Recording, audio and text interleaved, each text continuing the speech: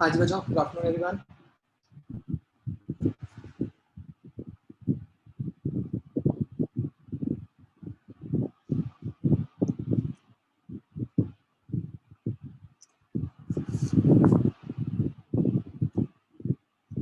तो बच्चों फिर नीट एग्जाम हो ही रहा है दोबारा। वो रिजल्ट आना था आज, फिर वो पोस्टपोन हो गया। अब 16th को आएगा।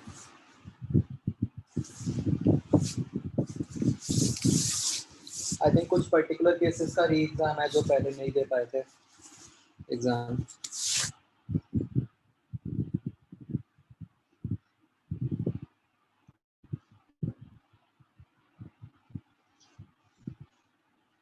या all can give. Actually exact news पढ़ नहीं पाया था अभी, बट दे आर सेइंग कि 14th को एग्जाम करा के 16th को रिजल्ट दे देंगे।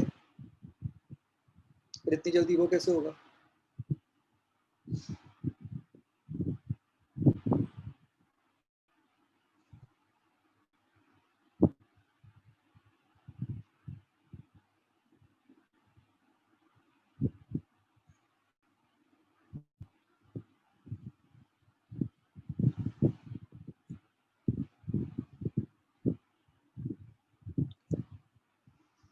हाँ, अभी तो सिर्फ कंटेनमेंट जोन वालों का कहा है कुछ उन्होंने।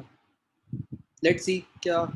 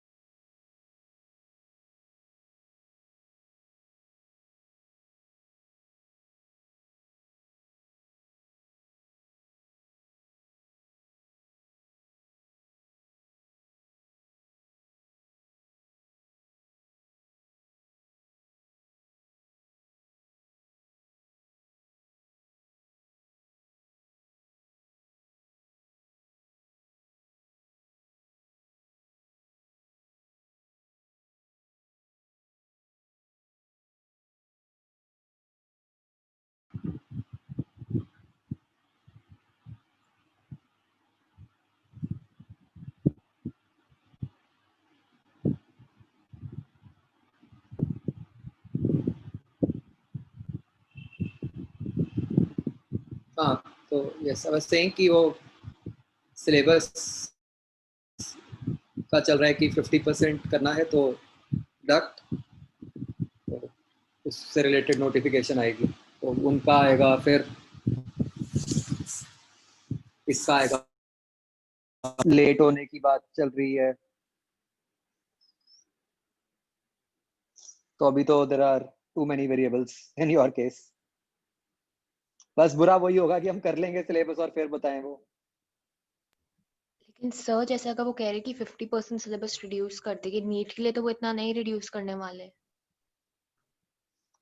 नहीं करना पड़ेगा क्योंकि वो पॉइंट बहुत स्ट्रांग है ना, इस रीजन से वो रिड्यूस कर रहे हैं कि बच्चों के तो स्कूल स्टार्ट ही नहीं हुए अभी। Yes sir. सर अगर बोर्ड्स के मतलब लिए बच्चों की प्रिपरेशन नहीं होगी तो नीट के लिए कैसे हो जाएगी? हाँ, तो इसलिए they will have to reduce. अब ये क्या करेंगे, मतलब पोस्टपोन भी प्रोबेबली होगा ही होगा।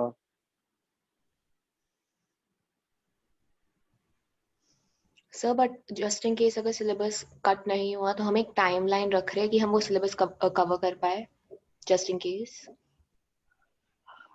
लेट्स सी, आई थिंक मतलब सी जो 30% वो कटा है वो तो मतलब कटेगा ही, वो तो जब उन्होंने इन्फॉर्म ही कर दिया है। मतलब आगे वाला अभी देखते हैं क्या निकलता है। मतलब एनटीए मुझे वालों अभी ने बोल बिल्कुल दिया कि वो प्रेजेंटली तो कर दो। उसको करने की नहीं बोला नहीं है, बट वो करना पड़ेगा ना, क्योंकि वो ये कह नहीं सकते किसी भी हालत में कि हाँ जी हम तो फुल सिलेबस ही लेंगे। It's not possible. मतलब वो तो आईआईटीज एनटीए सबको ही करना पड़ेगा फॉर श्योर।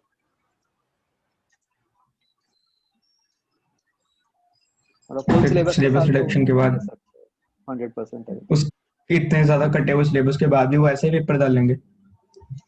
इसका उससे कोई लिंक नहीं है। These are two entirely separate things. तो बिल्कुल तो भी ऐसा हो सकता है।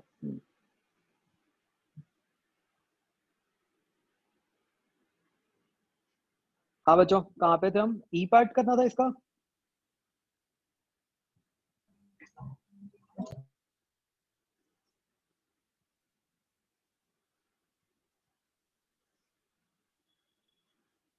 डी और ई, ओके। हाँ जी, एक्सरसाइज 0 डी पार्ट में बताओ बच्चों।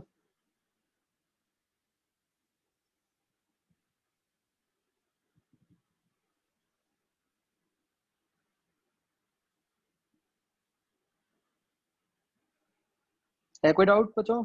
एक्सरसाइज 0 डी और ई।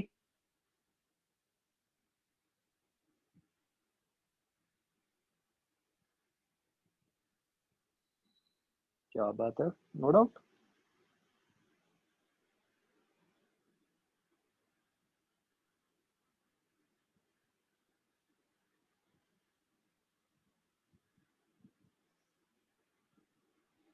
Fourth question.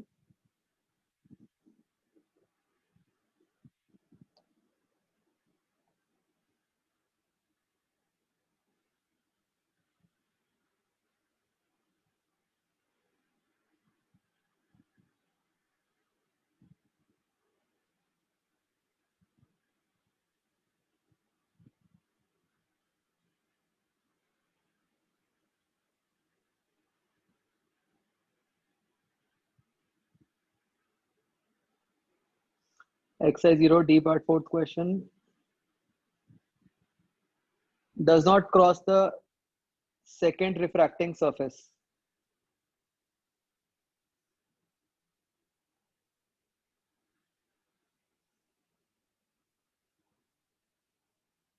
तो ये ऐसे जाएगी रे।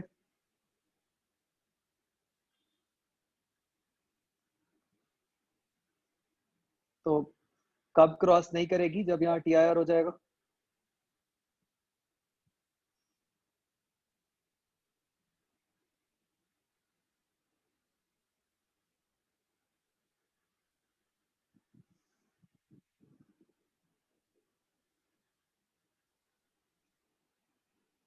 तो बस हमें क्या करना है कि सी शुड बी,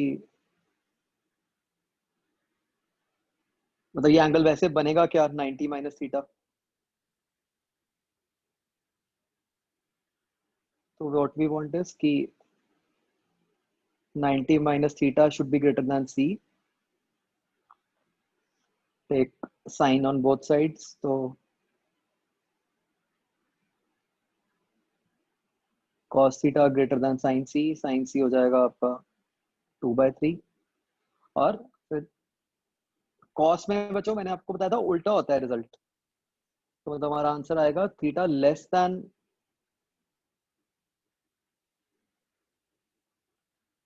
cos इनवर्स 2/3।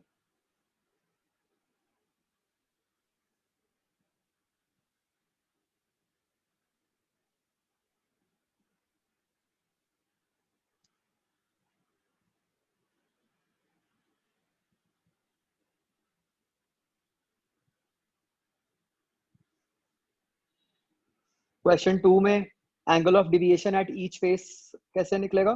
मतलब हर फेस की अलग से डिविएशन निकाल लो। फर्स्ट फेस पे क्या होगा? I minus R one. Second face पे क्या हो जाएगा? E minus R two. तो उससे निकलेगा। और एंगल ऑफ रिफ्रैक्शन का मतलब वो ए जो एंगल है, एंगल ऑफ प्रिज्म। नहीं, एक सेकेंड, वो तो गिवन है।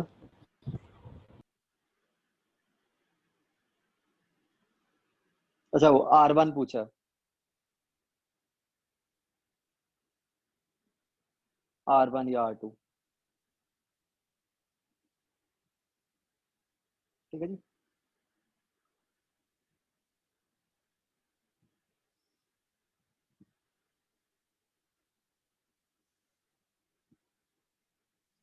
एक्सरसाइज 1 बच्चों।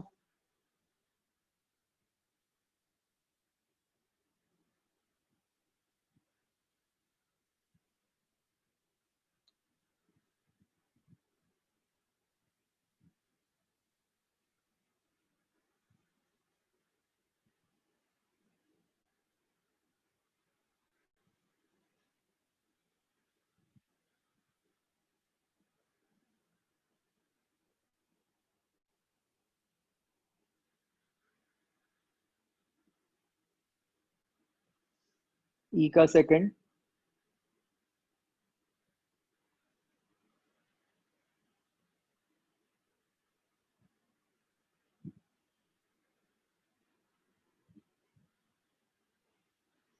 find the angle theta between the incident ray and the ray that leaves the prism. Refractive index of glass is 1.5.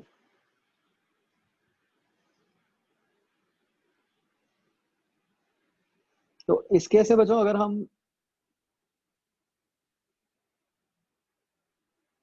Figure बनाते हैं, हमें इक्विलेटरल ट्रायंगल दिया हुआ है, तो ये 60 बन गया।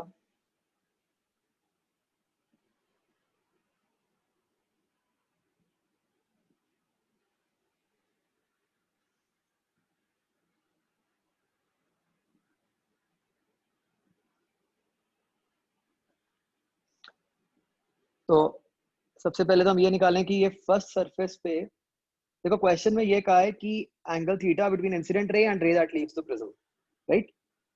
स्ट्राइक उसने परपेंडिकुलरली किया है,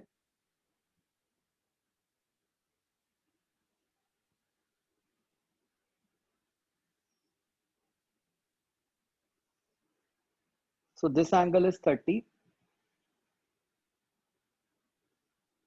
so angle of incidence is 60, right। अब बच्चों एक इंपॉर्टेंट बात चेक करने वाली ये है, ये एंगल बड़ा बन रहा है 60, कि कहीं यहाँ टी आई आर तो नहीं हो रहा। यहाँ इस पोजीशन का कैसे चेक करें, is 60 greater than critical angle. कैसे चेक करें, साइंस लेके चेक कर लेते हैं कि क्या साइन 60 साइन सी से बड़ा है। साइन 60 क्या है, √3/2। साइन सी क्या बनेगा, 1/3/2, मतलब 2/3। क्या ये है बच्चों, इसीलिए आंसर नहीं आ रहा होगा। देखो ये तो है, दिस इज करेक्ट, राइट। इसका मतलब क्या हुआ कि यहाँ पे टी आई आर हो रहा है।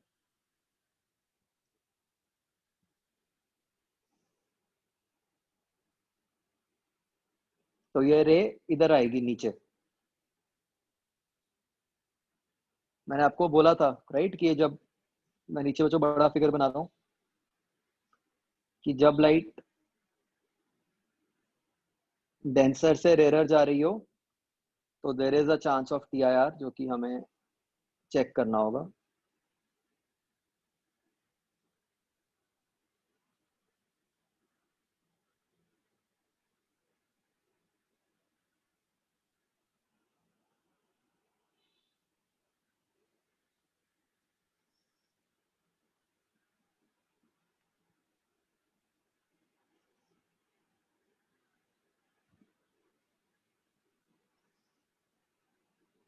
तो अब देखो बच्चों, ज्योमेट्री से ये निकल के आ रहा है कि ये जो एंगल है ये 90 डिग्री है।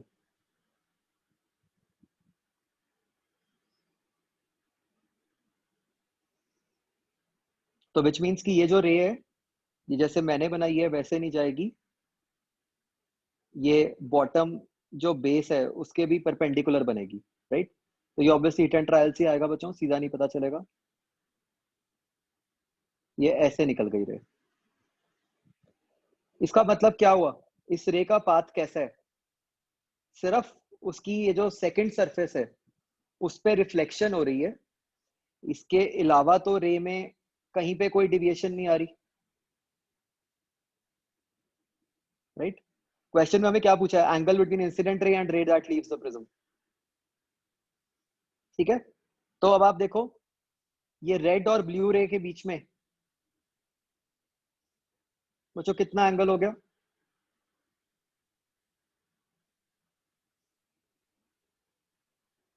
120, 60 नहीं 120।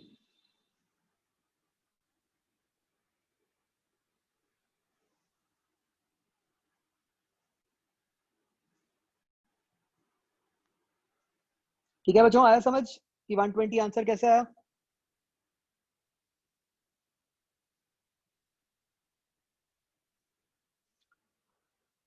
ये एंगल 90 बन रहा है ना, इसलिए मैंने दिखाया कि ब्लू रे परपेंडिकुलर हो जाएगी।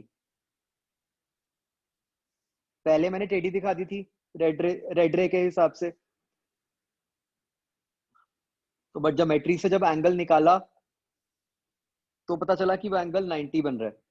तो इसका मतलब वो टेढ़ी रेड रे नहीं बनेगी, वर्टिकल रे बनेगी। तो मतलब रेड रे कैंसिल हो गई।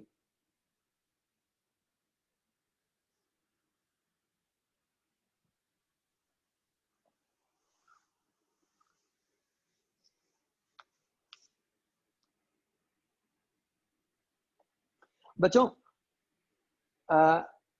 आपको ना ये एक और तरीका है जिससे पता चल जाएगा। जैसे आप इसमें तो ये सोच सकते हो ना कि यार ये तो प्रॉब्लम है दिया यार, होगा नहीं होगा, कई बार ध्यान ना रहे। जब आप इस क्वेश्चन को कर रहे होगे तो जब आप सेकंड सरफेस पे स्नेल्स लॉ लगाओगे तो स्नेल्स लॉ में कॉन्ट्राडिक्शन आ जाएगी, उससे आपको पता चल जाएगा। ठीक है, मान लो आपने चेक नहीं किया क्रिटिकल एंगल के लिए, आप नॉर्मली क्वेश्चन कर रहे हो, आपने सेकंड सरफेस पे स्नेल्स लॉ लगाया, आप क्या लिखोगे? 3/2 sin 60 is equal to sin e। तो ये बन गया 3/2 into √3/2 is equal to sine E. यहाँ आपका साइन ई ग्रेटर देन 1 आ गया। तो जब ऐसी कॉन्ट्राडिक्शन आ जाए कभी भी बच्चों रिफ्रैक्शन में, उसका ऑटोमेटिकली मतलब ये होता है कि भाई टी आई आर हो रहा है। ठीक है,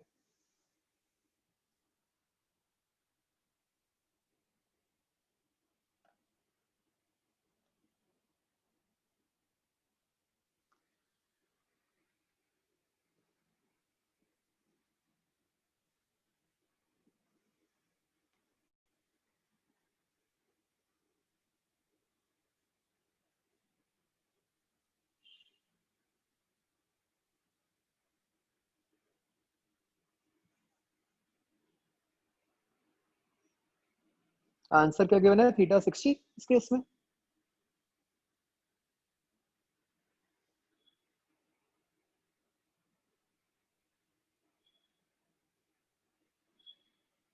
जो देखना पीछे आंसर 60 दिया क्या?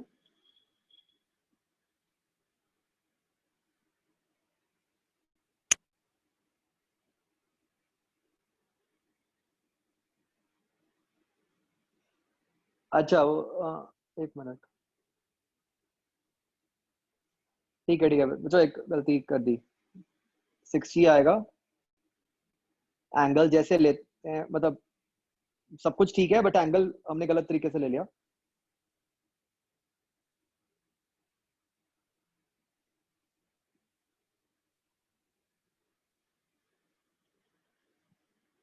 ये थी ना सिचुएशन। बेसिकली हम ये देखते हैं कि वो कितने एंगल से बेंड की रहे। ऑल्दो मतलब इन्हें 120 भी ठीक करना पड़ता, क्लियरली मेंशन नहीं था कि इस केस में डिविएशन पूछा है। तो मैंने जो आपको एंगल बताया 120, वो ये वाला बता दिया। पीछे जो दिया है वो 60 ये वाला दिया, क्योंकि वो डिविएशन वाला एंगल हो गया ना 60, कि उसने कितने एंगल से बेंड किया।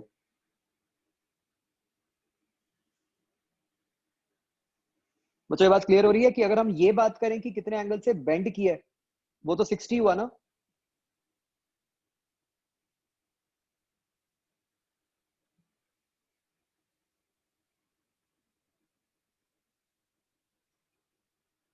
प्लीज सी,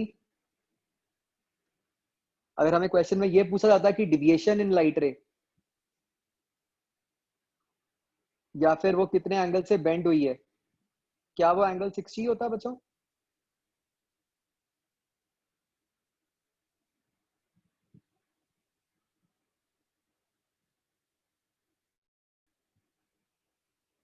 है ना?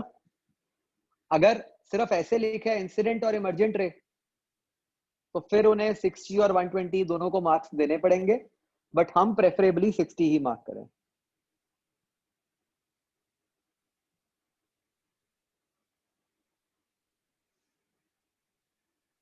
ये फर्क समझ आ रहा है बच्चों, कब 60 चलेगा कब 120 चलेगा? मतलब आइडियली तो 60 चलना चाहिए, बट मैं कह रहा हूँ कि अगर ऑप्शन में 60 हो ही ना, सिर्फ 120 हो, तो फिर 120 भी इस पर्टिकुलर केस के लिए तो ठीक हो गया ना, क्योंकि इंसिडेंट और इमरजेंट लाइट रे में एंगल तो 120 ही है।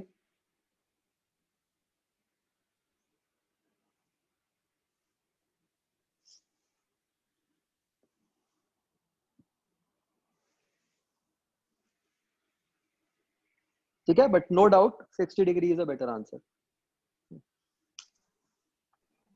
एक्सक्यूज मी सर, यस, हम ये बोल ही नहीं सकते ना कि उनमें एंगल 120 हो, तब भी गलती हो रही चाहिए।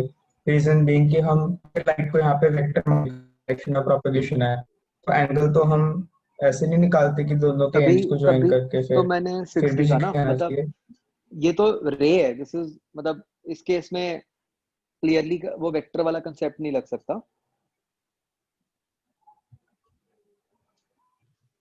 मतलब रे में तो वैसा कुछ नहीं होता डायरेक्शन वाला कंसेप्ट, रे तो लाइन ही होती है।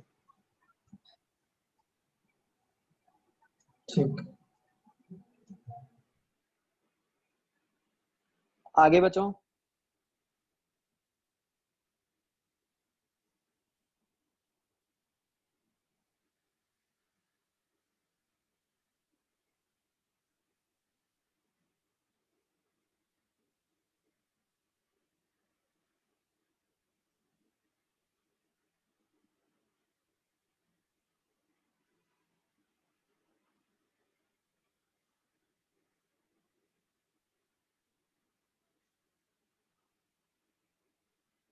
नाइन्थ क्वेश्चन, 60 डिग्री प्रिज्म है, n 1.5 है, आपको दो साइन की वैल्यू दी हुई है, angle of incidence for minimum deviation पूछा है। तो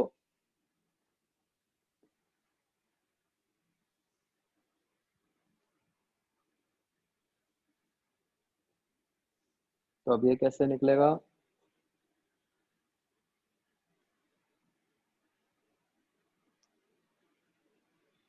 हमारा रिजल्ट था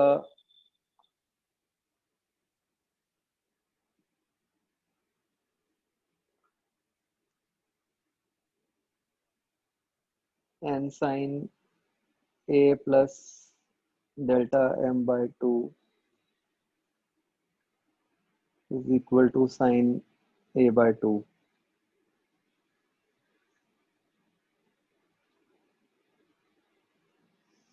तो 3/2 इंटू ये वाली क्वांटिटी इज हाफ,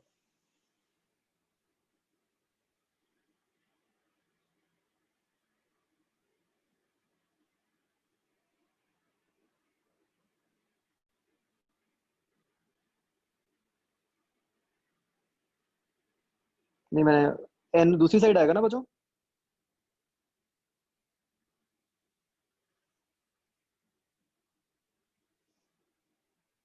हम्म,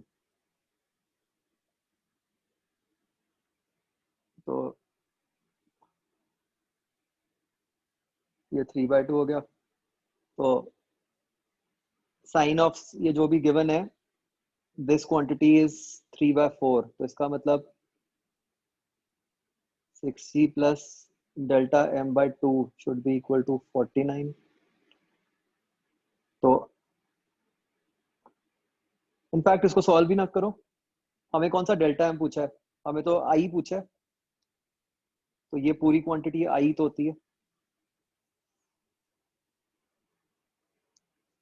तो i 49 आ गया।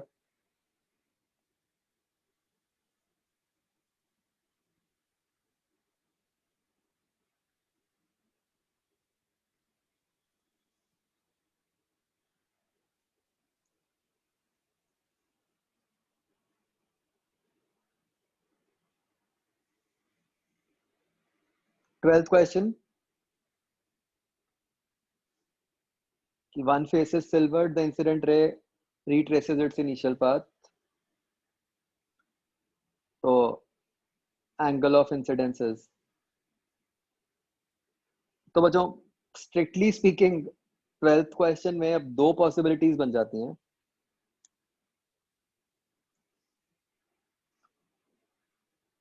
भाई एक केस तो यही हो सकता है कि आप फर्स्ट फेस को ही सिल्वर कर दो, राइट? तो फिर तो बस इंसिडेंट रे आपकी 0 डिग्री एंगल पे आनी चाहिए और बस रिट्रेस हो जाए। बट ये आप देख सकते हो कि ऑप्शन ही नहीं है, करेक्ट? तो इसका मतलब ये केस तो नहीं है।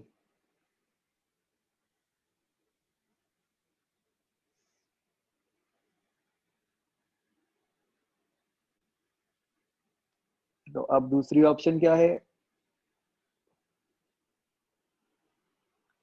कि सेकंड वाला फेस सिल्वर्ड हो और हमें कहा है कि incident ray retraces it's initial path. इसका मतलब क्या हुआ बच्चों कि वो जो रे है वो सेकंड सरफेस को किस तरह से स्ट्राइक करे, लाइक दिस परपेंडिकुलरली। उसका angle of incidence 0,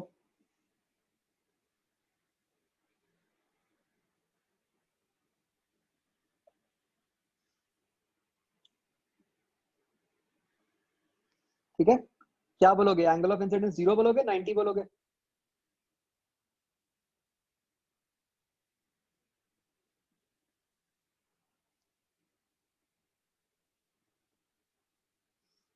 zero, right?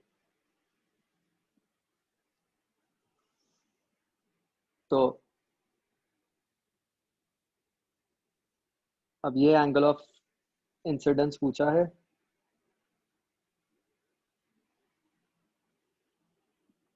आई हमें निकालना है। तो ये 90 30, ये 30 हो गया बच्चों एंगल का ना, क्योंकि ऊपर वाला 60 बना।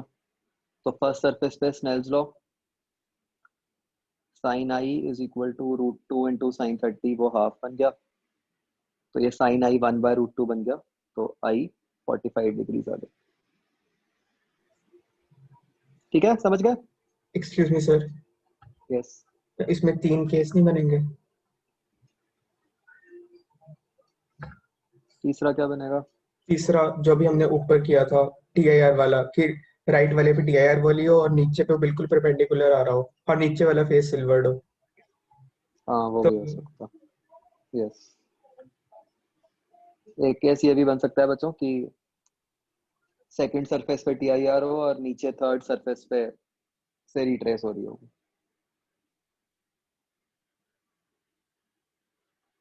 मतलब वो चेक करना पड़ेगा कि वो पॉसिबल है कि नहीं, बट बन सकता है।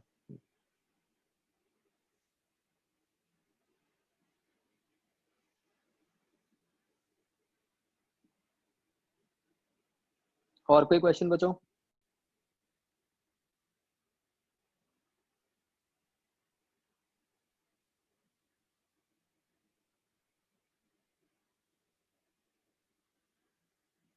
थर्टींथ का आंसर ठीक है बच्चों?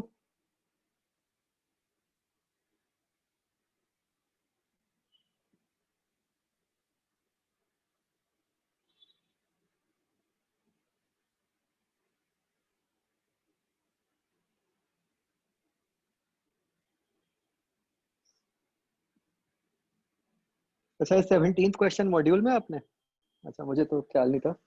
ये नीट में आया था इस बार।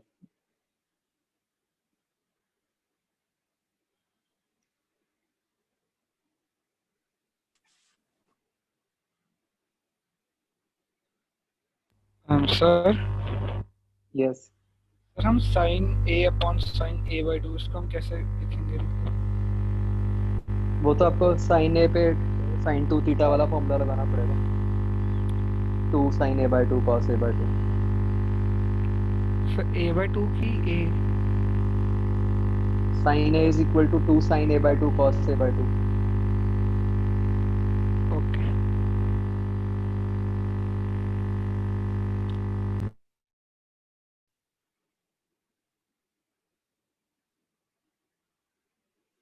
तो 17th क्वेश्चन, इसमें हमें कहा है कि small angle A and emerges normally from the opposite surface।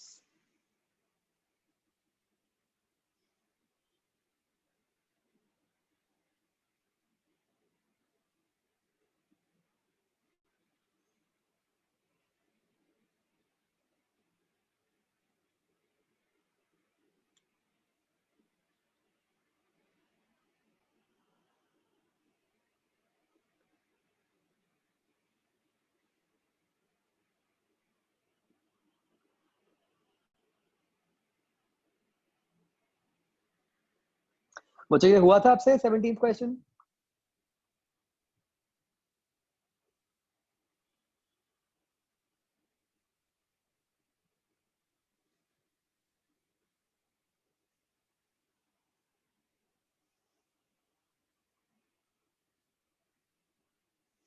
किस किस का हो गया था 17th?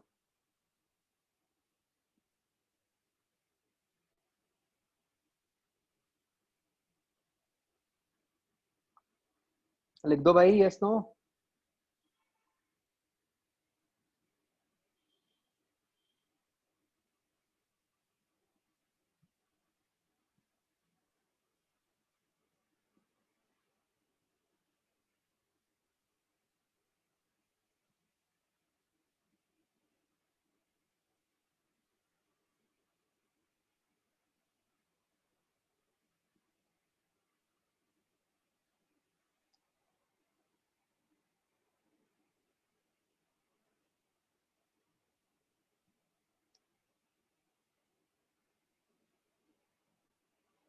बाकी लोग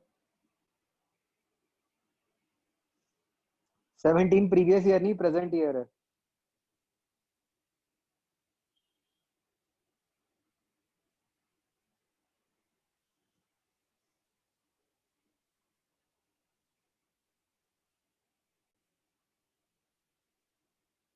और किया नहीं क्या किसी ने?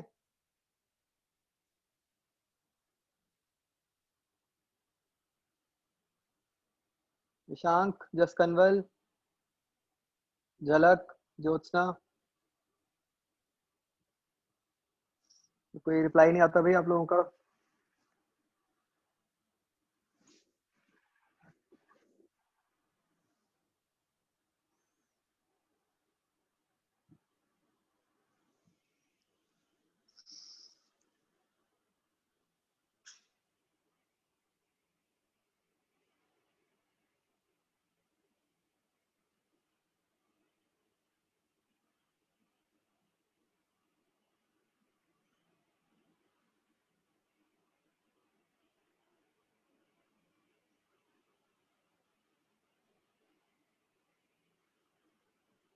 तो अभी भी नहीं रिप्लाई आया। झलक, ज्योत्सना, आप हो क्लास में कि नहीं? निशांक।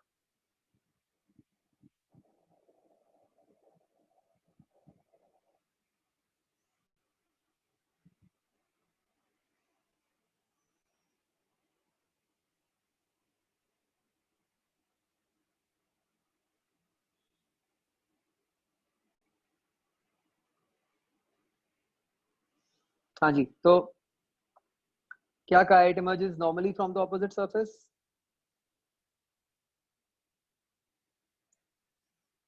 तो क्या ऐसे होगी रे, बताओ।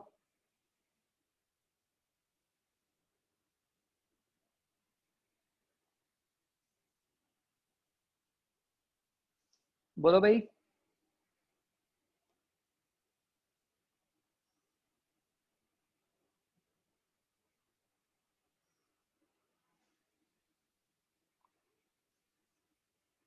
तो अब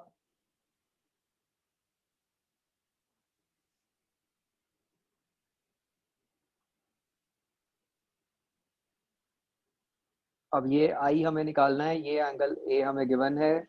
इधर से दिस एंगल इज 90। तो ये एंगल ऑफ रिफ्रैक्शन क्या हो गया बच्चों? मतलब R1 क्या हो गया?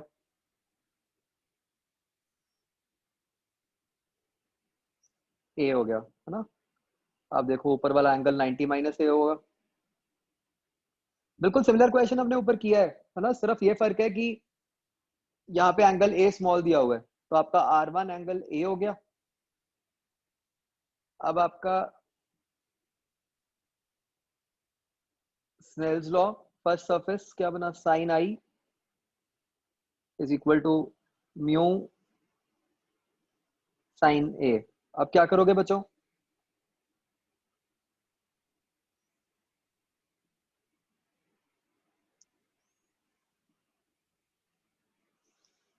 स्मॉल एंगल दिया हुआ है, तो साइन ए अप्रोक्सीमेटली ए हो जाएगा, है ना। और वो ऑप्शन से क्लियर भी हो रहा है कि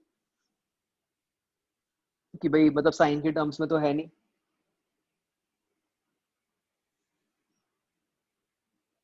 तो आई बन जाएगा म्यू ए।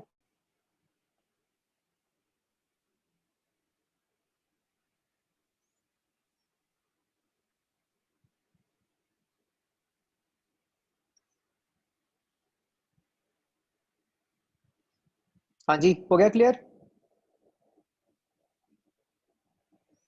करमन ये हुआ क्यों नहीं था?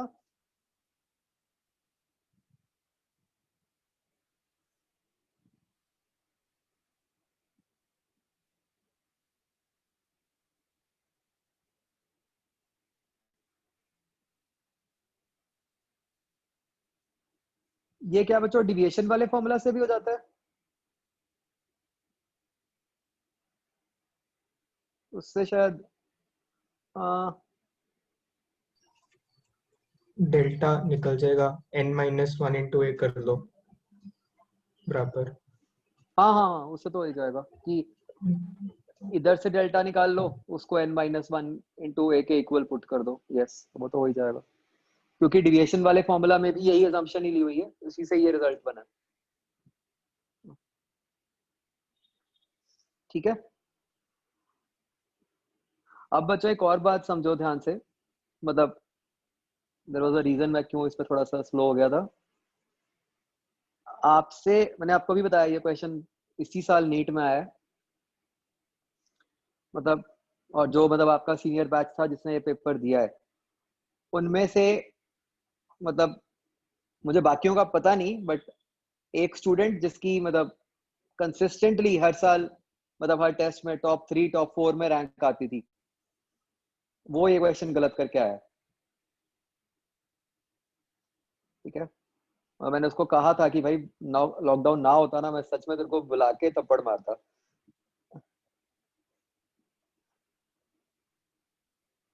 And what he did was, मतलब जल्दबाजी में नॉर्मली पढ़ा बस, और उसने ये मान लिया, मतलब ये पूरा पढ़ी नहीं लाइन नॉर्मली फ्रॉम सरफेस, उसने नॉर्मली पढ़ा और उसने मतलब एंगल 90 मान लिया, इमरजेंस एंगल। उसने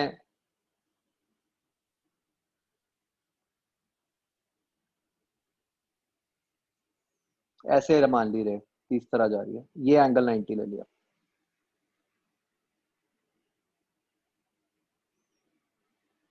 मतलब ऐसी गलतियां बच्चों बहुत पेनफुल होता है, मतलब सीधा मॉड्यूल का क्वेश्चन आ जाए, सब कुछ हो जाए, तो भी अगर गलत हो जाए सोचो।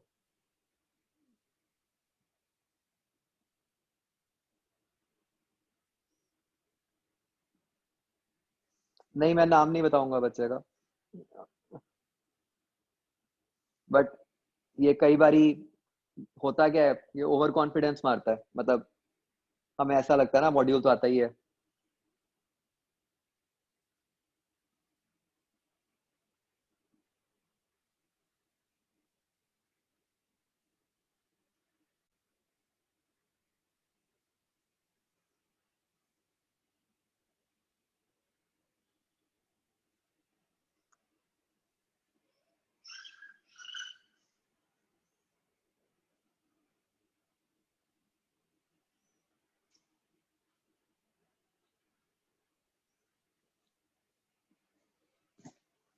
ओके, तो बच्चों हमने लास्ट टाइम यहाँ तक पढ़ा था till dispersive power of prism. इसमें कोई भी कंफ्यूजन डिस्पर्शन में, प्लीज आस्क।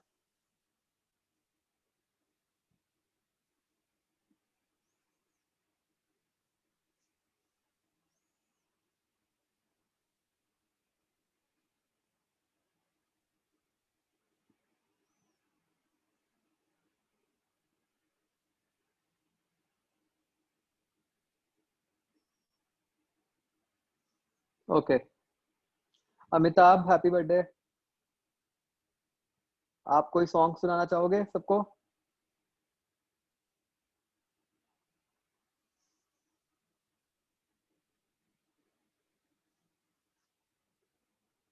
तेजस्विनी का भी है। इसीलिए वो एब्सेंट है।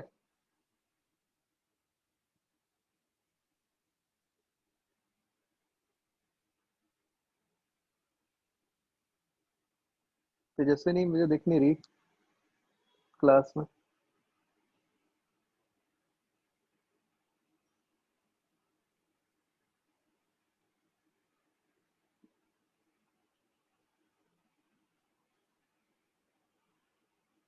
चलो।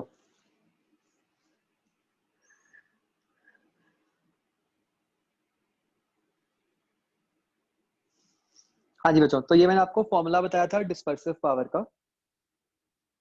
तो बच्चों इसमें जो न्यूमरेटर है वो तो क्लियर है, ठीक है, कि वो तो deviation of violet minus deviation of red है, या मान लो क्वेश्चन में सीधा आपको एंगुलर डिस्पर्शन दी होगी। एवरेज डिविएशन के बच्चों मल्टीपल मेथड्स हो सकते हैं। या तो क्वेश्चन में सीधा ऐसे ही दिया होगा एवरेज डिविएशन,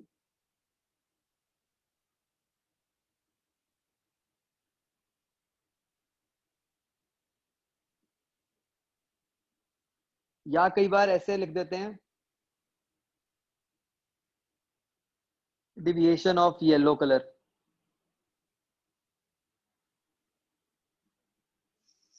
मतलब ये येलो को कि भाई अप्रोक्सीमेट सा इन बिटवीन सा मान लिया पूरे स्पेक्ट्रम में और उसकी डिविएशन ले ली।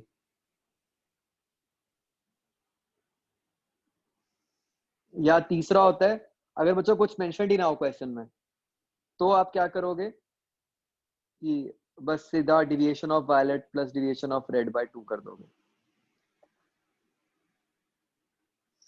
ठीक है, तो डिपेंडिंग अपॉन सिचुएशन ये तीनों तरीके से हम एवरेज डिविएशन यूज कर सकते हैं।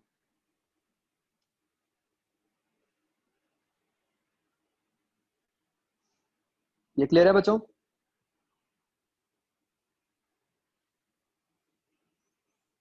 ओके।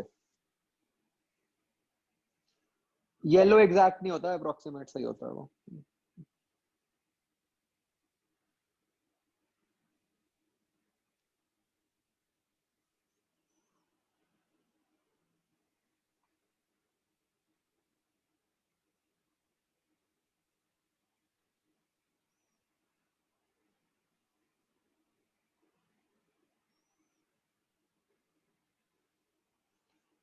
अच्छा एक सेकंड बच्चों, एक इसमें बच्चों एक तो केसेस हम और बना सकते हैं।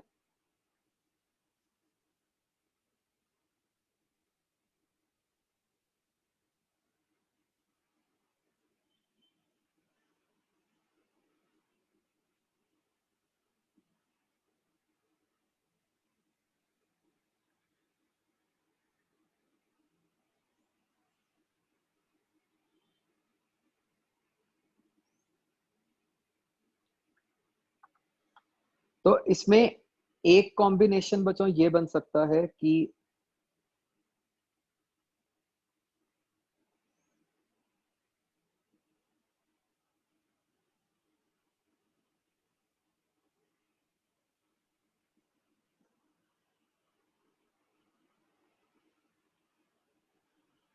Dispersion without deviation. मतलब हम प्रिज्म्स को, दो प्रिज्म्स लें लेट से, और उनको इस तरीके से कंबाइन करें कि उनके बीच में कि मतलब जो कॉम्बिनेशन है उसकी कोई डिविएशन ना हो, सिर्फ डिस्पर्शन हो। बच्चों एक बार सोच के देखो ऐसा कैसे पॉसिबल होगा कि हम दो प्रिज्म्स को यूज करें और कि कोई डिविएशन ना हो।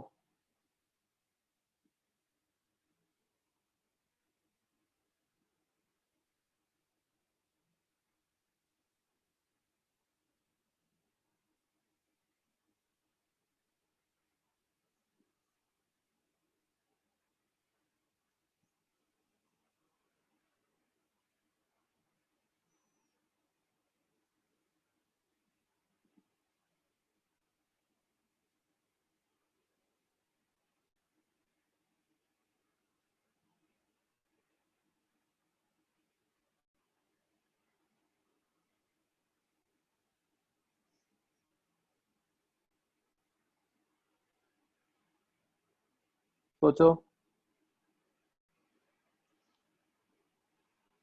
ठीक लिख रहे हो, इन्होंने लिखा है।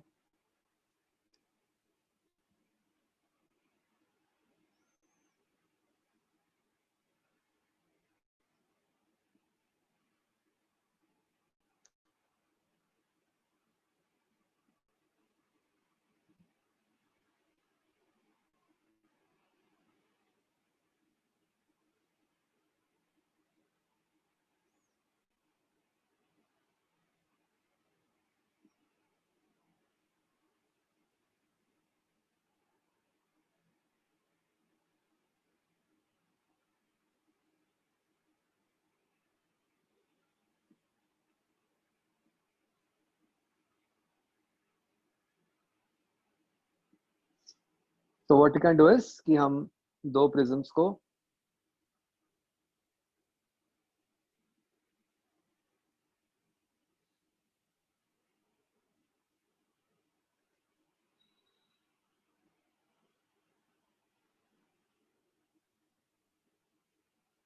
ऐसे उल्टा करके लगा दें।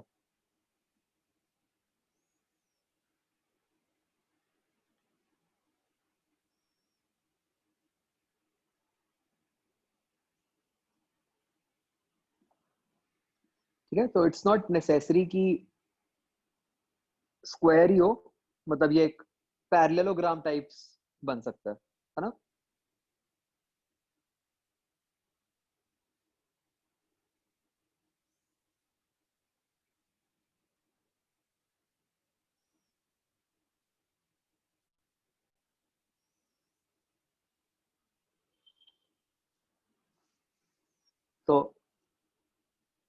तो एक तरीका तो ये होगा बच्चों, अगर तो थिक प्रिज्म है तब तो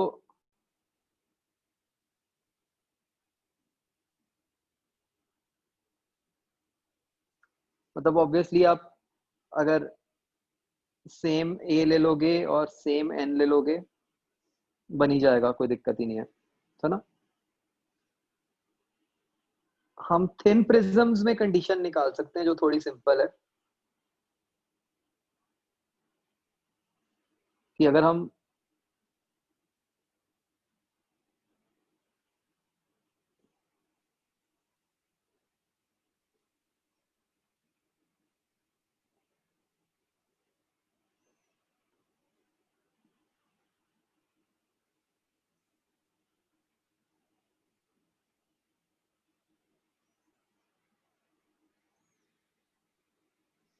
मतलब अगर हम ये अलग अलग एन का भी ले लें,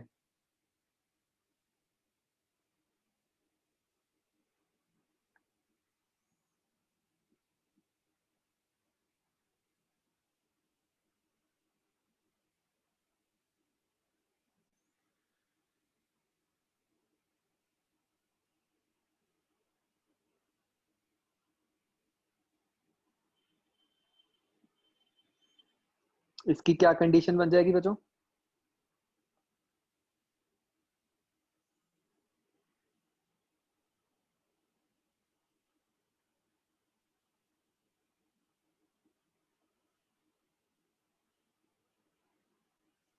n1 minus 1 a1 equal to n2 minus 1 a2।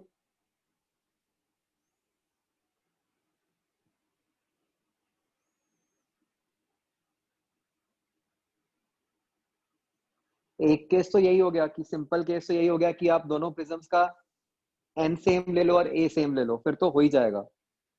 ठीक है, बट अगर आप ध्यान से सोचो, उसमें प्रॉब्लम क्या है, इस केस में कोई डिविएशन नहीं होगी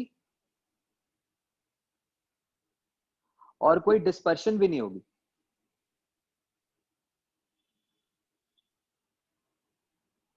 क्योंकि ये तो सिंपल ग्लास स्लैब वाला केस ही हो गया,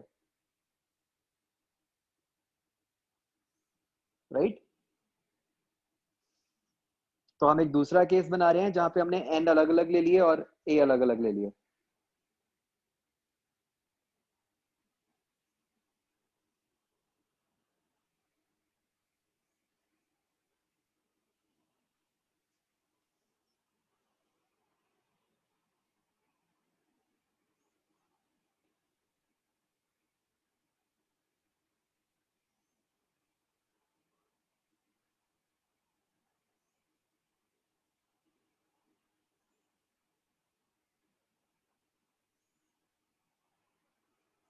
ये वजह समझ आया मैंने क्या लिखा है?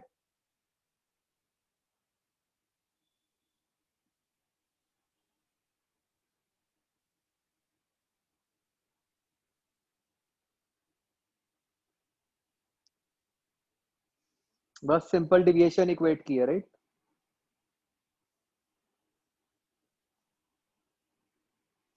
ऊपर वाले केस में तो कुछ नहीं, मतलब अगर आप ऐसा कॉम्बिनेशन बना दोगे तो इसमें तो no deviation no dispersion. Excuse me sir, yes. अगर जो अभी हमने सेकंड वाला किया है केस, उसमें प्रिंसिपल यही है कि हमें अगर दो अलग अलग प्रिज्म है तो डिविएशन को इक्वेट करना है। तो वो तो हम प्रॉपर प्रिज्म के लिए भी कर सकते थे, थिन प्रिज्म लेने की क्या वो है यहाँ पे इम्पोर्टेंस? वो क्योंकि आई नहीं पता होगा ना हमें, जो नॉर्मल प्रिज्म होता है उसकी डिविएशन के फॉर्मूला में आई ई इन्वॉल्व हो जाते हैं ना। निकाल तो वहां भी सकते हैं, मैं ये नहीं कह रहा, मतलब बट वो केस डिपेंडेंट आएगा कि आपने क्या आई लिया है, उसके हिसाब से स्टैंडर्ड रिजल्ट नहीं आ जाएगा। ठीक।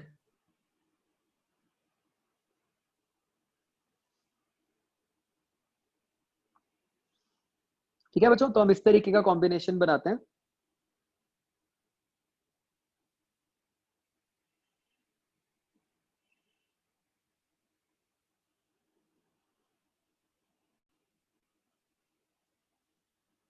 तो अगर इसमें हमें निकालनी हो, मतलब डिस्पर्सिव पावर, उसके स्टेप्स क्या होंगे? तो डिविएशन ऑफ वायलेट क्या बन जाएगी?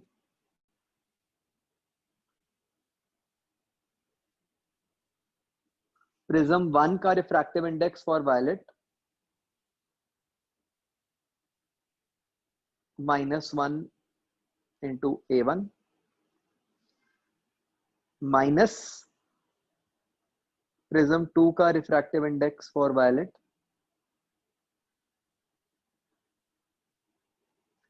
-1 इंटू A2।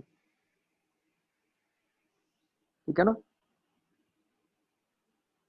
तो सिमिलरली आप डिविएशन ऑफ रेड निकाल लोगे कि प्रिज्म 1 का refractive index for red -1 into A1 minus prism 2 का refractive index for red -1 into A2। कुछ दिखने का?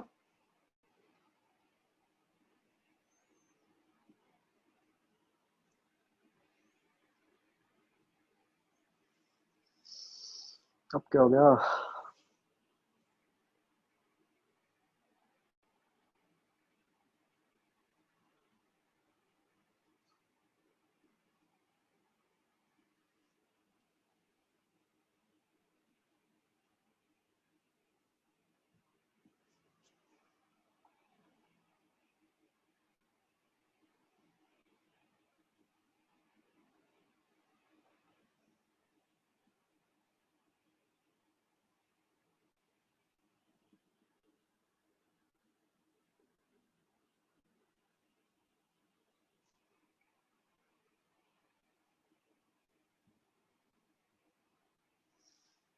हाँ जी, ये समझ आया बच्चों?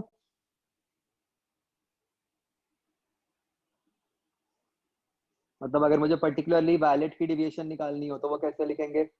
मतलब फॉर्मूला वही n-1 इंटू ए, बट अब जो n यूज होगा वो वायलेट का होगा। और मैंने माइनस क्यों किया?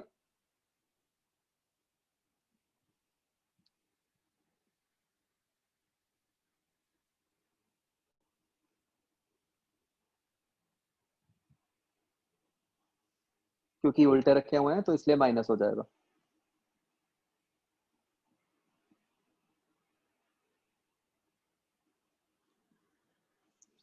सिमिलरली आप एक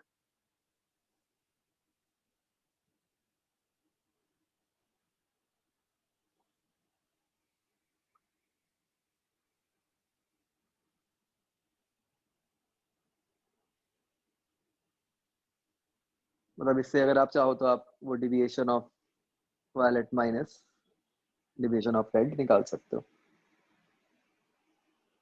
ठीक है, वो जो भी बन जाएगा लिख ही लेते हैं। क्या बन जाएगा?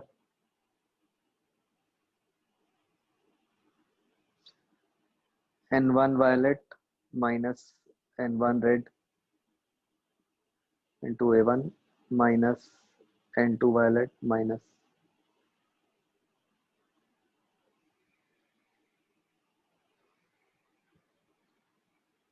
नहीं, प्रिज्म्स के बीच में कोई गैप से फर्क नहीं पड़ेगा, वो एंगल तो सेम ही रहेगा ना। वैसे मतलब बिल्कुल पास पास ही होते हैं।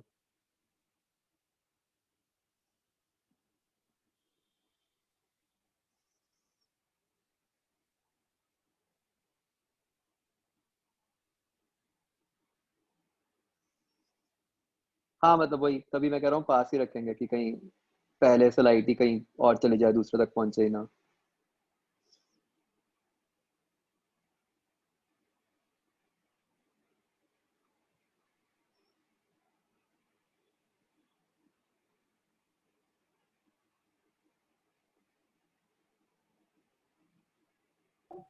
Excuse me sir, yes. यहाँ पे हमने सबसे पहले बोल दिया प्रॉपर जो व्हाइट लाइट आ रही थी उसके लिए डेविएशन 0 है।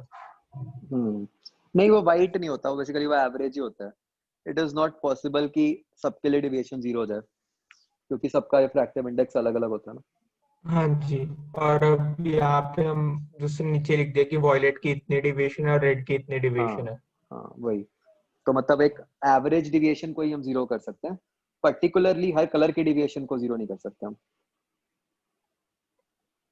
अगर एवरेज डिविएशन 0 ही थी फिर नीचे वाला फॉर्मूला लिखने का फायदा क्या हुआ, delta we minus delta R.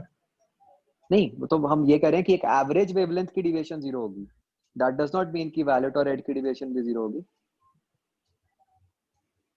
नहीं, वो मैं मान रहा हूँ कि डेल्टा वी और डेल्टा आर की डिविएशन 0 नहीं होगी, लेकिन हाँ अगर हमने शुरू में ही बोल दिया कि जो एवरेज डिविएशन है वो 0 है, तो जो लास्ट में हमने delta we minus delta R निकाला वो एवरेज के लिए तो यूज करते हैं हम, तो वो तो हमें पहले ही पता है कि 0 है। नहीं नहीं नहीं, सिर्फ ये तो लिख ही सकते हो ना, deviation of wallet minus deviation of red, इसको लिखने में तो कोई दिक्कत नहीं है। ये बस एक एक्सप्रेशन लिख दिया हमने, हमें हाँ ये एंगुलर पहले से ही पता है स्प्रेड कि जो है, एवरेज 0 ही है। हाँ जो एंगुलर स्प्रेड है, इसकी वैल्यू लिखी है हमने।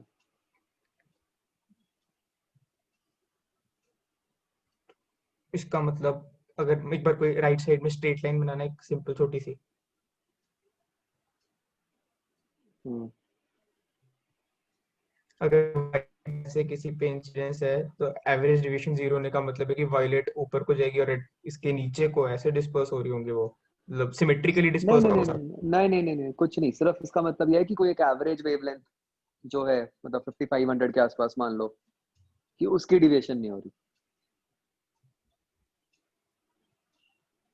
उसकी डिवीजन नहीं हो रही, ये एवरेज फिर हम कैसे बोल रहे हैं इसको, एवरेज तो फिर सबके लिए भी लग जाती है ना कि सिमेट्रिकल होना चाहिए तभी सबकी एवरेज भी ये आई। नहीं नहीं, एवरेज तो कैसे ले रहे हो उस पर डिपेंड करता है ना। इस केस में वो नहीं है कंसेप्ट जो आप सोच रहे हो, कि आप सोचो कि एवरेज 0 है तो इसका मतलब आधे एक तरफ हो रहे हैं आधे दूसरी तरफ हो रहे हैं। हाँ आधे जी, हो तो सारी सेम तरफ रहे हैं ना डिविएशंस। फिर एवरेज 0 कैसे है? एवरेज वेवलेंथ की डिविएशन 0। आप ये मत सोचो कि सबकी नहीं आपने, है। हाँ कि आपने हर कलर की अलग डिविएशन निकाली और उसको फिर ऐड करके उसकी एवरेज ले ली, वो नहीं कर रहे हम एवरेज वेवलेंथ ले रहे हैं, तो उसकी डिविएशन 0 की ठीक बात कर है, रहे हैं। तो यहाँ पे हम क्या बोलेंगे, no deviation but dispersion. Yes, जो हमने लिखा था कि this is dispersion without deviation. तो मतलब अगर एवरेज वेवलेंथ की कोई डिविएशन नहीं आ रही है तो हम बोलेंगे कि कोई डिविएशन नहीं है, लेकिन कल्ले कल्ले की आ रही है इससे हमने बोल दिया कि डिस्पर्स तो हो रही है वेवलाइट। यस यस, तो हमें दिखेगा क्या है इस केस में? मतलब इस केस में भी आपको राइट साइड पे मतलब जो रेज हैं वो स्प्रेड आउट होती दिखेंगी, जो राइट साइड से निकलेंगी।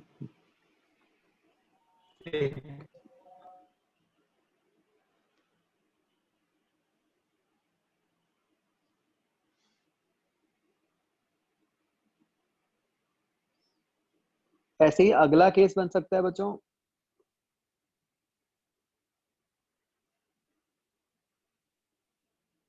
Deviation without dispersion.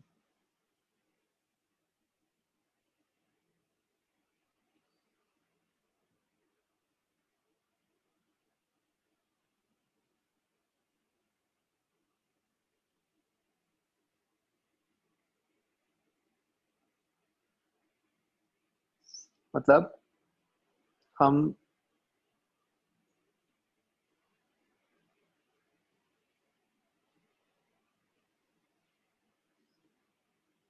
एक मिनट, मैंने ऊपर नोटेशन क्या यूज की थी, हाँ थीटा ही की थी ना। तो ये बच्चों क्वांटिटी थीटा हो गई ना।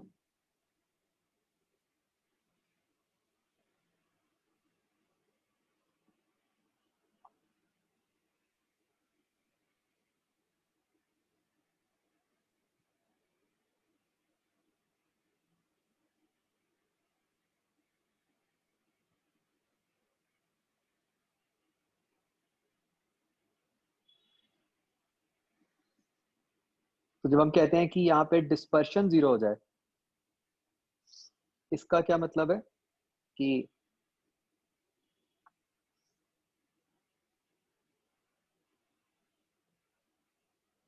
dispersion due to 1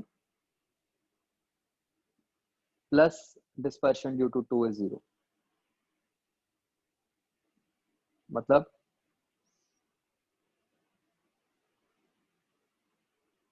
deviation of violet minus deviation of red for 1 plus deviation of violet minus deviation of red for 2, this expression is 0। ये फर्स्ट टर्म बच्चों क्या बन गई?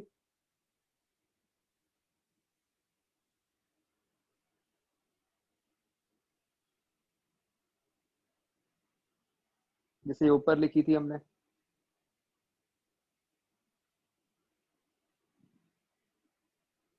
नहीं ऊपर तो डिफरेंट है, मतलब सिंपल। अगर मैं 1 के लिए डिविएशन ऑफ वायलेट लिख रहा हूं तो वो क्या हुई, n1 violet minus 1 into a1 minus n1 violet minus 1 n1 red sorry into a1 again. ये समझ आया बच्चों? What is deviation of violet for 1? n1 violet minus 1 into a1 minus what is deviation of red for 1? n1 red minus 1 into a1।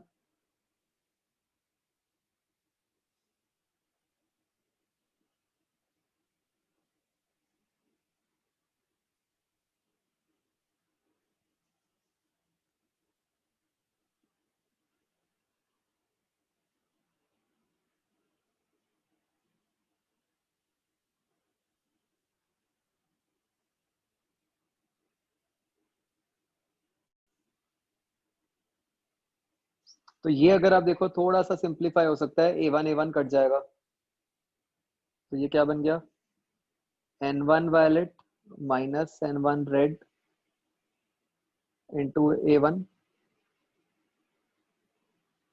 Plus n2 violet minus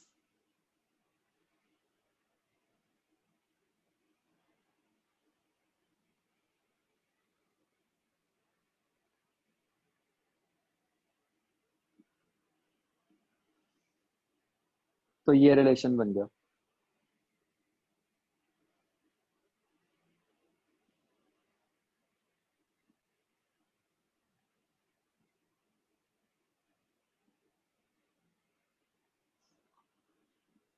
ठीक है, इसको अगर हम solve करेंगे भी ना तो मतलब बेसिकली क्या होगा, मतलब अगर हमें वैल्यूज दी होंगी तो a2 जो है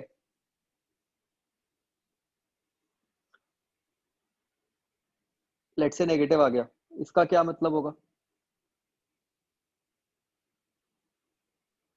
कि जो प्रिज्म 2 है वो उल्टा है, ऐसे नहीं होगा।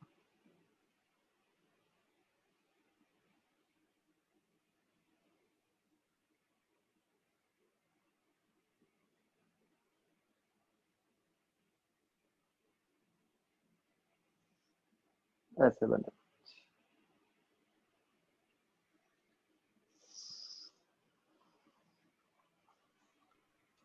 बच्चे बात समझ आ रही है? Sir yes. आप एक बार तीनों केसेस के प्लीज डायग्राम बना के दिखा दो, थोड़ा सा कंफ्यूजन हो रहा है। नो डेविएशन नो डिस्पर्शन में उस वाले केस में एक बार लाइट बना के दिखा दो किस इंटरफेस पे जब वो आ रही है तो क्या क्या हो रहा होगा। एक बार नो डेविएशन विद डिस्पर्शन का बना दो और एक बार डेविएशन विदाउट डिस्पर्शन का बना दो, लाइट वाले के साथ क्या हो रहा होगा। क्या मतलब, मैं नहीं समझा।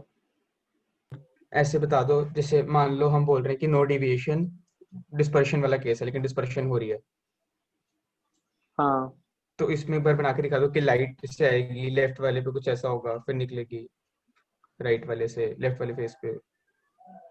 नहीं, इसमें इतना कोई डिटेल की जरूरत नहीं होती। मतलब इसका बस ब्रॉडली क्या मीनिंग है, जैसे मैंने आपको बताया कि एवरेज डिविएशन, एवरेज वेवलेंथ की जो डिविएशन है वो 0 है और डिस्पर्शन हो रही है, बस ये मतलब है। दिक्कत ये आ रही है ना कि हमने इससे पहले अभी प्रिज्म पढ़ा था, उसमें हमने बोलता है कि लाइट डिविएट भी होती है और डिस्पर्शन भी हो रही है। हाँ, तो इसीलिए हमने यहाँ 2 प्रिज्म लगा दिए। हाँ जी।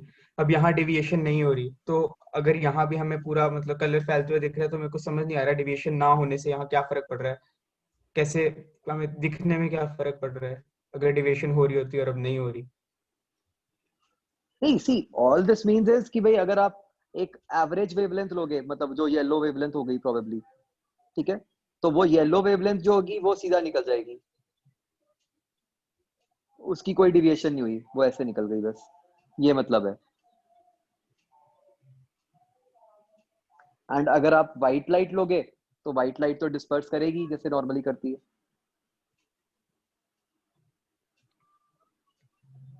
मतलब आप ये कह सकते हो कि इस केस में जो बेंडिंग होएगी वो बहुत कम होएगी।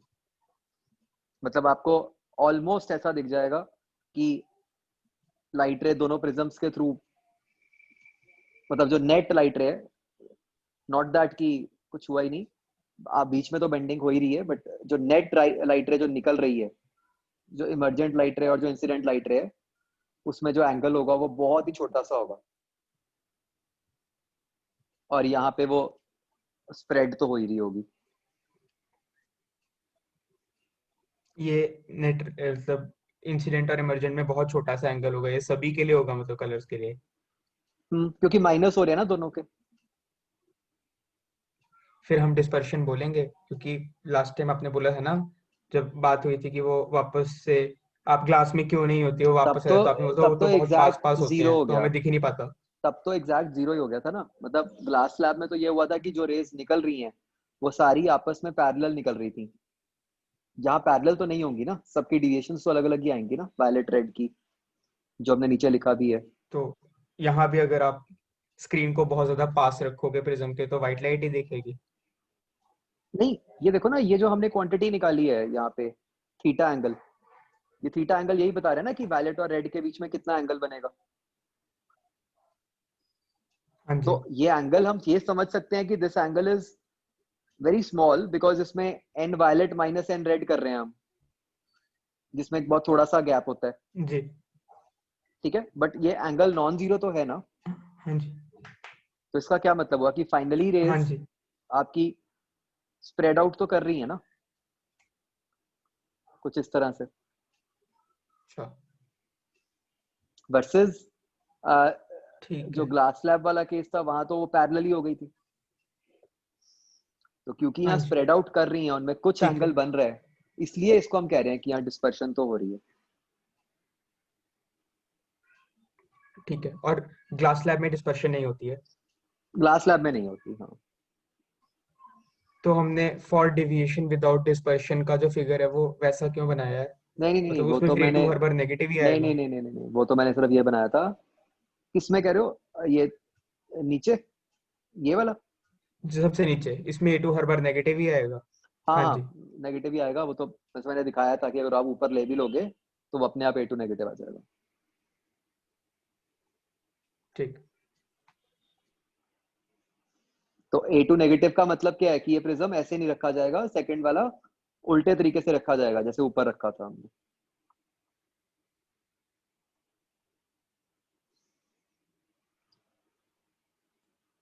हाँ बच्चों ये बात क्लियर हो रही है?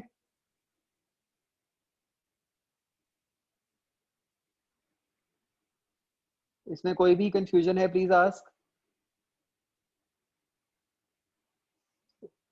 ईशांक।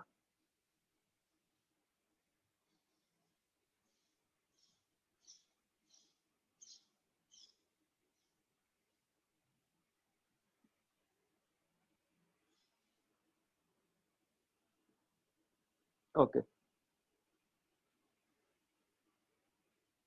तो मतलब ये कंडीशन का ध्यान रखना बच्चों, मतलब ये पूछिए आपको थिन प्रिज्म के लिए ही जाएगी। अगर डिविएशन विदाउट डिस्पर्शन है तो ये वाली कंडीशन है, राइट?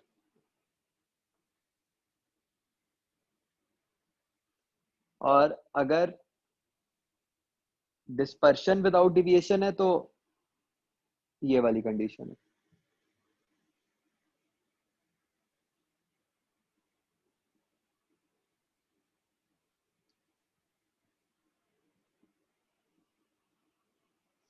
एक बच्चों हम एक ना अलग से रिजल्ट भी लिख लेते हैं थिन प्रिज्म के लिए, ये please make a note.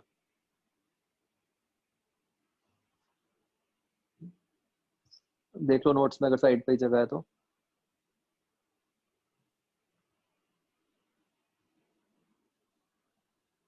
Thin prism के लिए डिस्पर्सिव पावर का फॉर्मूला क्या बन जाएगा देखो। डिस्पर्सिव पावर को बच्चों ये ओमेगा सिंबल से डिनोट करते हैं हम, मतलब ये जो हमने नीचे यूज भी कर लिया। डिविएशन ऑफ वायलेट क्या हो जाएगा, N violet minus one into A, minus deviation of red क्या हो जाएगा, N red minus one into A, upon deviation of average क्या हो जाएगा, N average minus one into A.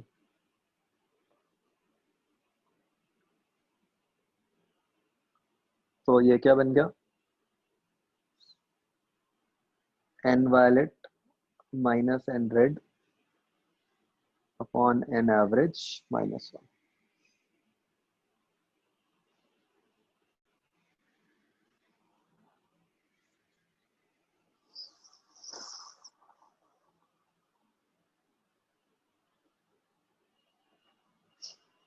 तो जनरली थिन के लिए ही पूछते हैं बच्चों, क्योंकि दूसरे में तो फिर बहुत ही लंबा हो जाएगा ना क्वेश्चन। वायलेट के लिए 2 बार स्नेल्स लॉ लगाओ, फिर डिविएशन निकालो, फिर रेड के लिए लगाओ। तो थिन के लिए थोड़ा सा सिंपल है काम।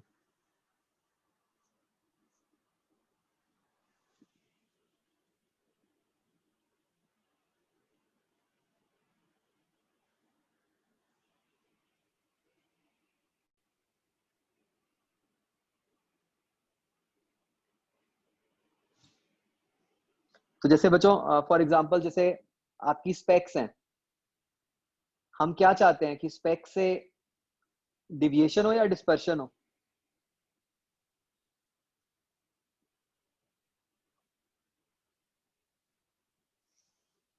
डिविएशन हो, राइट, जिससे इमेज जो भी दूर पास होना हो वो हो जाए।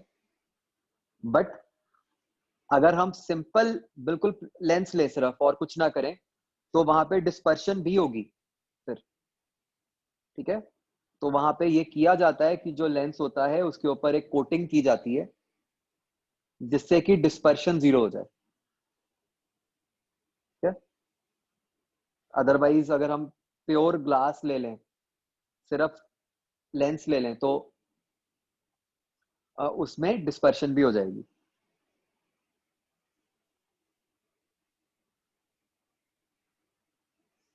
तो उसके ऊपर कोटिंग की जाती है जिससे कि मतलब कंसेप्ट उसका वही होता है कि जो लेंस से डिस्पर्शन हो कोटिंग उस डिस्पर्शन का ऑपोजिट कर देती है ताकि नेट डिस्पर्शन कैंसिल हो जाए।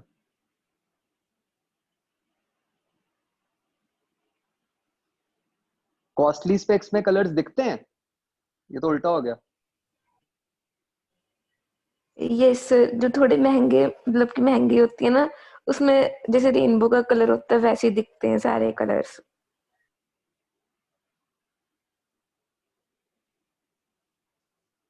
वो कुछ और होगा, मतलब ये तो नहीं होगा, ये तो फिर उल्टा हो गया कि मतलब वो कलर्स दिखना कोई और फिनोमेना होगा।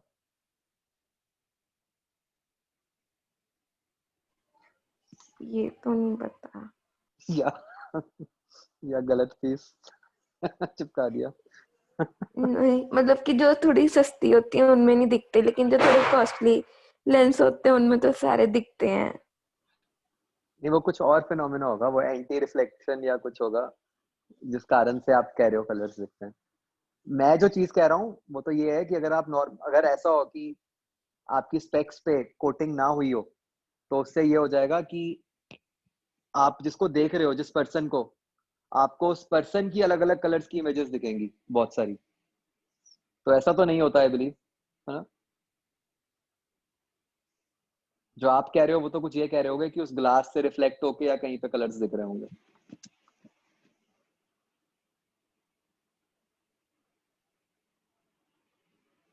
है ना? इसको बच्चों एक और नाम भी देते हैं। बेसिकली यहाँ पे कलर्स सेपरेट नहीं हुए, है ना, इसलिए इसको एक नाम देते हैं, ये लिख लो, कई बार ये लिखा होता है एज एक्रोमैटिक कॉम्बिनेशन।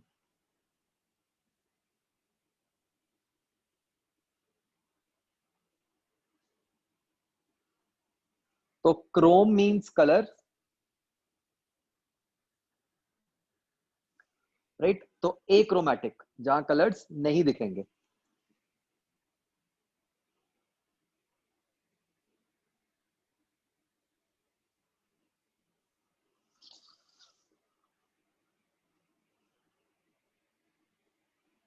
ठीक है,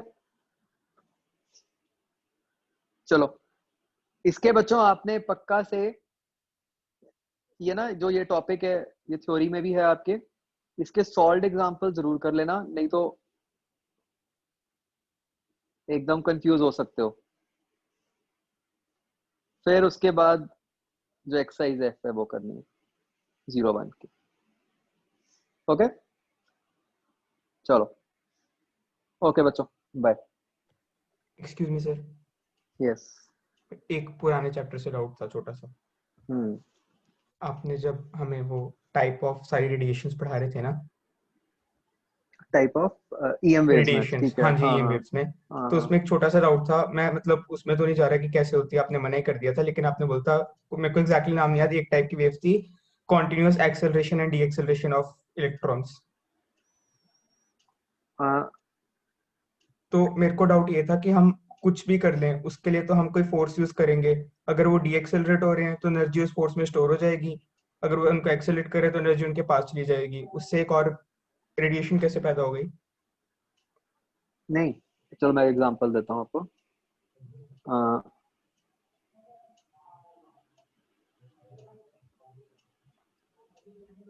जैसे एक अगर इलेक्ट्रॉन है, अगर आप उसको एक एक्सटर्नल फोर्स से ऐसे ऑसिलेट करवाना शुरू कर दो,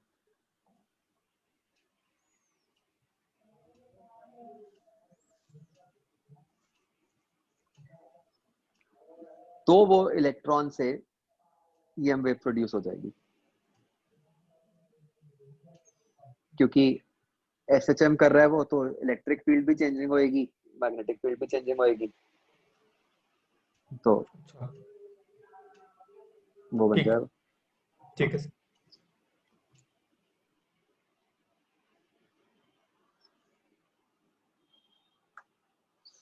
चलो, ओके बच्चों।